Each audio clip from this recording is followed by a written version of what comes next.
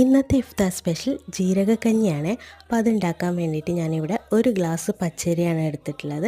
അതിലേക്ക് 1/2 ടീസ്പൂൺ ഉലുവ കൂടി ചേർത്ത് കൊടുക്കുന്നുണ്ട്. ഇനി ഇത് നന്നായിട്ട് കഴുകിയിട്ട് നമുക്കൊരു കുക്കറിലേക്ക് ഇട്ട് കൊടുക്കാം കേട്ടോ. എന്നിട്ടില്ലേ ഇതിലേക്ക് 1/2 ടീസ്പൂൺ മല്ലിപ്പൊടിയും 1/2 ടീസ്പൂൺ മഞ്ഞൾപ്പൊടിയും ചേർത്ത് കൊടുക്കാം കേട്ടോ.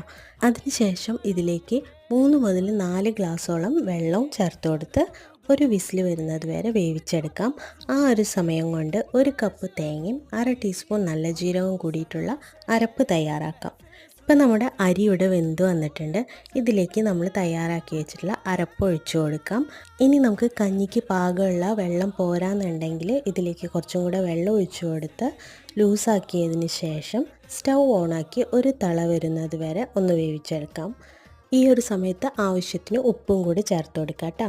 പിന്നെ നിങ്ങൾക്ക് താല്പര്യം ഉണ്ടെന്നുണ്ടെങ്കിൽ ചെറുള്ളി ഒന്ന് താളിച്ചൊഴിക്കാം. അപ്പോൾ നമ്മുടെ കഞ്ഞി റെഡി.